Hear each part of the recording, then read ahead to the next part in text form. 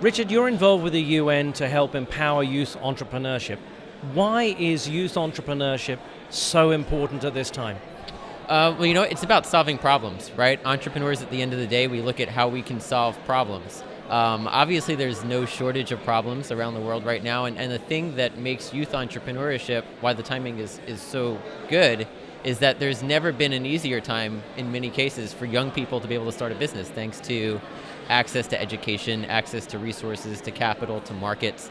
So that's created a very big opportunity for young people who in the past might have faced all those barriers to entry in a market where they can now start their own business. What do young entrepreneurs need? What type of support?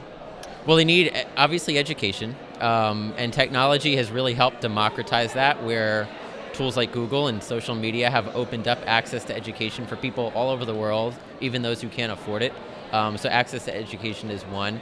Access to markets, of course, which is, we need to encourage more businesses to do business with young people. That's especially a problem that we see in Europe and in Asia, not so much in the US, but businesses that have trust issues working with newer companies, with startups, with younger people.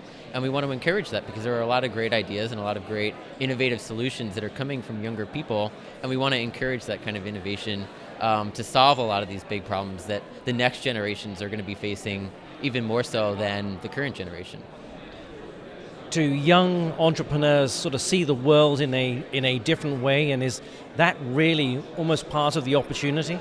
I think they do. Obviously we're seeing a shift in priorities for younger generations, where they're looking less at working at a company for the next 30 years for financial reasons, and instead they're looking at how can I make an impact on society. So impact and purpose is something that's very important to these generations, to young people.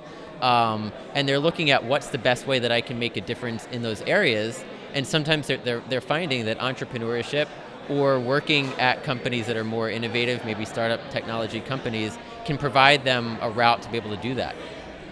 What can others do, other entrepreneurs, other companies, organizations do to support youth entrepreneurs? Well, what I always say is look at how you can help and give back and help that next generation who's next in line.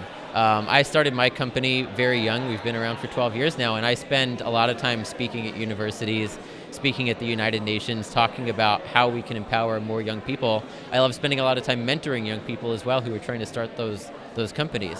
So what I'd say to CEOs, to public leaders, is how can you spend more of your time mentoring younger people, and how can you help bring more young people to the table in these dialogues that we're having about solving the biggest problems that the world has moving forward. Richard, thanks very much indeed, and for your leadership. Thank you.